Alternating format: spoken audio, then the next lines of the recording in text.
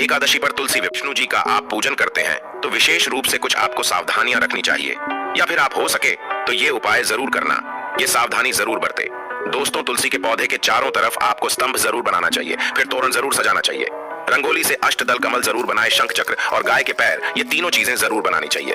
ऐसा माना जाता है कि इस दिन शंख चक्र और गाय के पैर बनाए जाते हैं तो उसे से घर में भगवान नारायण तथा माता लक्ष्मी अस्थायी रूप से वास करती हैं। इनकी दिव्य शक्ति सूक्ष्म रूप से आपके घर में वास करती है। तुलसी के साथ आंवले का गमला जरूर लगाना, उनके साथ आंवले का पूजन जरूर करना, क्योंकि आंवले को भगवान विष्णु जी अर्थात नारायण जी के रूप में माना जाता है और तुलसी माता को लक्ष्मी जी का स्वरूप कहा गया है। जिस प्रकार नारायण के बिना तुलसी अधूरी है, उसी प्रकार तुलसी के बिना नारायण भी अधूरी है, अर्थात भगवान जो नारायण है ये आंवले के स्वरूप में विराजमान होते हैं और माता तुलसी जो है ये लक्ष्मी का स्वरूप कही गई है, ये माता तुलसी के रूप में विराजित है। इस दिन हो सके तो तुलसी का आप जरूर जपना दोस्तों, माता तुलसी जी इससे बहुत प्रसन्न होती है। इस दिन घी का दीप और धूप जरूर दिखाना। सिंदूर, रोली, चंदन और नैवेद्य 4 चीजें हैं। ये तुलसी माता को चढ़ाने से माता अखंड सौभाग्यवती का प्रदान देती है। पुरुष चढ़ाते हैं तो ऐसे पुरुष के जीवन में फिर विष्णु जी की कमी नहीं होती है, अर्थात धर्म की कमी नहीं होती। ऐसे पुरुष धर्म के मार्ग में चलने वाले होते हैं, धन की कमी कभी नहीं होती हो सके तो इस दिन तुलसी माता को वस्त्र अलंकार, सुशोभित वस्त्र अलंकार आपको भेंट करना है। दोस्तों, लक्ष्मी जी का अष्टोत्तर या दामोदर अष्टोत्तर, ये जो पाठ कहे गए हैं ये आपको जरूर करना चाहिए।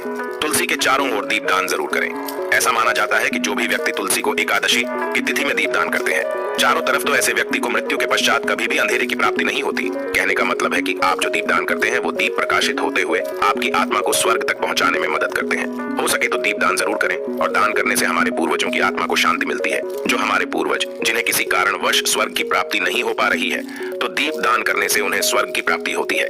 दोस्तों, एकादशी के दिन भगवान विष्णु जी को तुलसी जरूर चढ़ानी चाहिए। ऐसा माना जाता है कि इस दिन एक तुलसी का पत्ता चढ़ाने से 10,000 गौदान के बराबर की प्राप्ति होती है। लेकिन आज के दिन जान लीजिए, अर्थात इस दिन देवउठनी एकादशी के दिन गलती से भी तुलसी का पत्ता नहीं तोड़ा जाता, जो कि पत्ते आपको पहले से ही तोड़कर रखने हैं। जिन दंपतियों को संतान ना हो तो उन्हें तुलसी नमस्तक जरूर पढ़ना चाहिए, इससे संतान की प्राप्ति होती है। तुलसी नमस्तक के पाठ से शीघ्र ही जिनके विवाह नहीं हो पाते हैं तो उनका शीघ्र ही विवाह हो जाता है, बल्कि जिनका कोर्ट कचहरी के मामले में कोई केस अगर चलता है तो वह समस्या भी दूर हो जाती है। दोस्तों, नए घर में तुलसी का पौधा इस दिन लगाने से श्री हरि भगवान विष्णु जी बहुत प्रसन्न होते हैं और ऐसे घर में सभी प्रकार के मंगलकारी चीज प्रदान करते हैं। नौकरी पाने के लिए, कारोबार में तरक्की के लिए, या फिर हो सके तो अपने जीवन में उन्नति के लिए तुलसी का पौधा पीले कपड़े में बांधकर ऑफिस या दुकान के आसपास में जरूर रखें। इससे आपको नौकरी में, कारोबार में भी प्रमोशन मिलेगा, आपको हर कार्य में तरक्की मिलेगी। आप अपने घर में भी यह कार्य कर सकते हैं। तो दोस्तों, ये थे तुलसी से जुड़े कुछ उपाय जो आपको इस एकादशी पर जरूर करने चाहिए। देवउठनी एकादशी की शाम तुलसी के पौधे के सामने गाय के घी का दीपक लगाएं और ओम वासुदेवाय नम मंत्र बोलते हुए तुलसी की 11 परिक्रमा करें। इस उपाय से घर में सुख शांति बनी रहती है और किसी भी प्रकार का कोई संकट नहीं आता। एकादशी पर ब्रह्म मुहूर्त में उठकर किसी पवित्र नदी में स्नान करें तो जीवन के सभी सुख प्राप्त होते हैं। इसके बाद विधि पूर्वक गायत्री मंत्र का जाप करना चाहिए। स्त्रियों के लिए यह स्नान उनके पति की लंबी उम्र और अच्छा स्वास्थ्य देने वाला माना गया है।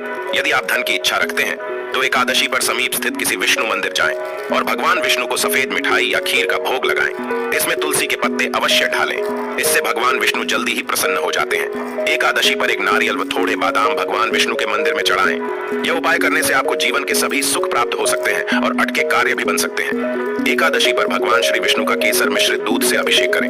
यह करने से भगवान विष्णु के साथ माता लक्ष्मी भी प्रसन्न होती हैं और साधक की हर मनोकामना पूरी कर सकती है। भगवान श्री विष्णु को पीतांबरधारी भी कहते हैं, जिसका अर्थ है पीले रंग के वस्त्र धारण करने वाला। एकादशी के दिन आप पीले रंग के कपड़े, पीले फल व पीला अनाज पहले भगवान विष्णु को अर्पण करें। इसके बाद ये सभी वस्तुएं गरीबों व जरूरतमंदों में दान कर दें। ऐसा करने से भगवान विष्णु की कृपा आप पर बनी रहेगी। यदि आप निरंतर कर्ज में फंसते जा रहे हैं तो एकादशी पर समीप स्थित किसी पीपल के वृक्ष पर पानी चढ़ाएं और शाम के समय दीपक लगाएं। पीपल में भी भगवान विष्णु का ही वास माना गया है। इस उपाय से जल्दी ही आप कर्ज मुक्त हो सकते हैं। इस दिन दक्ष हैं। धन की कामना रखने वाले साधक एकादशी के दिन नीचे लिखे मंत्र का 5 माला जाप करें। ओम ह्लीं ऐं क्लीं श्री।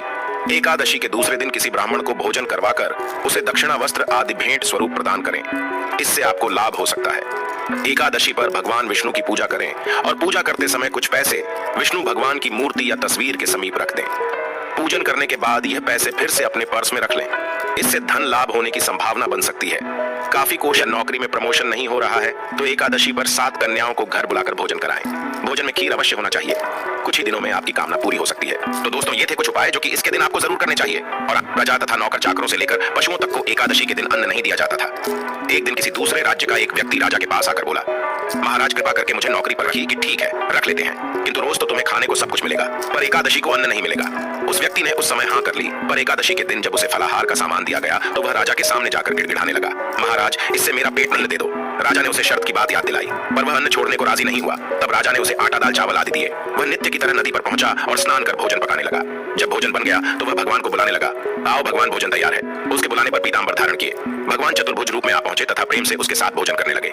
भोजन आदि करके भगवान अंतर्धान हो गए तथा वह अपने काम पर चला गया। 15 दिन बाद अगली एकादशी को वह राजा से कहने लगा कि महाराज मुझे दुगुना सामान दीजिए। उस दिन तो मैं भूखा ही रह गया। राजा ने कारण पूछा तो उसने बताया कि हमारे साथ भगवान भी खाते हैं, इसीलिए हम दोनों के लिए ये सामान पूरा नहीं होता। यह सुनकर राजा को बड़ा आश्चर्य हुआ। वह बोला, मैं नहीं मान सकता कि भगवान तुम्हारे साथ खाते हैं। मैं तो इतना व्रत रखता हूँ, पूजा करता हूँ, पर भगवान ने मुझे कभी दर्शन नहीं दिए। राजा की बात सुनकर वह बोला, महाराज यदि विश्वास न हो तो साथ चलकर देख लें। राजा एक पेड़ के पीछे छिपकर बैठ गया।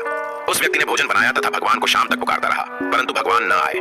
अंत में उसने कहा, हे भगवान यदि आप नहीं आए तो मैं नदी में कूदकर प्राण त्याग दूंगा। लेकिन भगवान नहीं आए। तब वह प्राण त्यागने के उद्देश्य से नदी की तरफ बढ़ा। प्राण त्यागने का उसका दृढ़ इरादा जान शीघ्र ही भगवान ने प्रकट होकर उसे रोक लिया और साथ बैठकर भोजन करने लगे। खा पीकर वे उसे अपने विमान में बिठाकर अपने धाम ले गए। यह देख राजा ने सोचा कि व्रत उपवास से तब तक कोई फायदा नहीं होता जब तक मन शुद्ध न हो। इससे राजा को ज्ञान मिला। वह भी मन से व्रत प्राप्त हुआ। देव प्रबोधिनी एकादशी की दूसरी व्रत कथा। एक राजा था, उसके राज्य में प्रजा सुखी थी। एकादशी को कोई भी अन्न नहीं बेचता था, सभी फलाहार करते थे। एक बार भगवान ने राजा की परीक्षा लेनी चाहिए। भगवान ने एक सुंदरी का रूप धारण किया तथा सड़क पर बैठ गए। तभी राजा उधर से निकला और सुंदरी को देख चकित रह गया। उसने पूछा, हे सुंदरी तुम कौन हो और इस तरह यहाँ क्यों बैठी हो? तब सुंदर स्त्री बने भगवान बोले, मैं निराश्रिता हूँ, नगर में मेरा कोई जाना पहचाना नहीं है, किससे सहायता मांगू? राजा उसके रूप पर मोहित हो गया था। वह बोला, तुम मेरे महल में चलकर मेरी रानी बनकर रहो। सुंदरी बोली, मैं तुम्हारी बात मानूंगी, पर तुम्हें राज्य का अधिकार मुझे सौंपना होगा। राज्य पर मेरा पूर्ण अधिकार होगा। मैं जो भी बनाऊंगी तुम्हें खाना होगा। राजा उसके रूप पर मोहित था, अतः उसने उसकी सभी शर्तें स्वीकार कर लीं। अगले दिन एकादशी थी। रानी ने हुक्म दिया कि बाजारों में अन्य दिनों उसने घर में मांस मछली आदि पकवाए तथा परोसकर राजा से खाने के लिए कहा। यह देखकर राजा बोला, रानी आज एकादशी है, मैं तो केवल फलाहार ही करूंगा। तब रानी ने शर्त की याद दिलाई और बोली, या तो खाना खाओ, नहीं तो मैं बड़े राजकुमार का सिर काट लूंगी। राजा ने अपनी स्थिति बड़ी रानी से कही तो बड़ी रानी बोली, महाराज धर्म न छोड़े बड़े, राजकुमार का सिर दे दें, पुत्र तो फिर मिल जाएगा पर धर्म नहीं मिलेगा। इसी दौरान बड़ा राजकुमार खेल कर आ गया।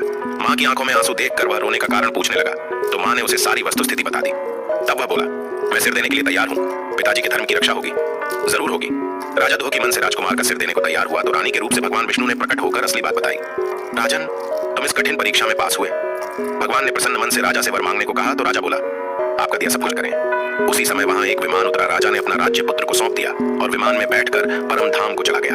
देवउठनी एकादशी की एक प्रमुख कथा शंखासुर नामक राक्षस की है। शंखासुर ने तीनों लोगों में बहुत ही उत्पात मचाया हुआ था।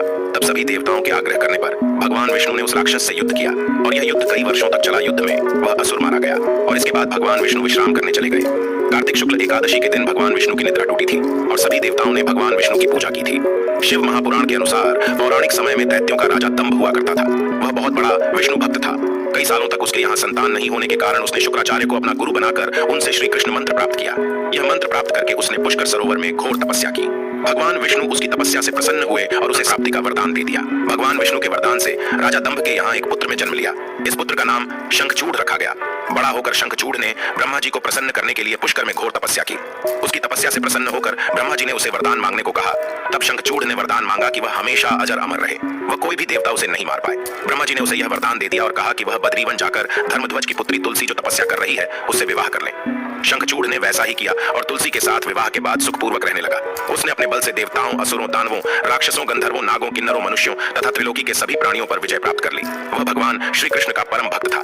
शंखचूड़ के अत्याचारों से सभी देवता परेशान होकर ब्रह्मा जी के पास गए और ब्रह्मा जी उन्हें भगवान विष्णु के कहा कि शंखचूड़ की मृत्यु भगवान शिव के त्रिशूल से ही होगी, अतः आप उनके पास जाएं। भगवान शिव ने चित्ररथ नामक गण को अपना दूत बनाकर शंखचूड़ के पास भेजा। चित्ररथ ने शंखचूड़ को समझाया कि वह देवताओं को उनका राज्य लौटा दे, परंतु शंखचूड़ ने मना कर दिया और कहा कि वह महेश्वर से युद्ध करना चाहता है। भगवान शिव को जब यह बात पता चली तो वे युद्ध के लिए अपनी सेना लेकर निकल पड़े। इस तरह देवता और दानवों में घमासान युद्ध हुआ, परंतु ब्रह्मा जी के वरदान के कारण शंखचूड़ को देवता नहीं हरा पाए। भगवान शिव ने शंखचूड़ का वध करने के लिए जैसे ही अपना त्रिशूल उठाया तभी आकाशवाणी हुई कि जब तक शंखचूड़ के हाथ में श्रीहरि का कवच है और इसकी पत्नी का सतीत्व अखंडित है तब तक इसका वध असंभव है। आकाशवाणी सुनकर भगवान विष्णु वृद्ध ब्राह्मण का रूप धारण कर शंखचूड़ के पास गए और उससे श्रीहरि कवच दान में मांग लिया।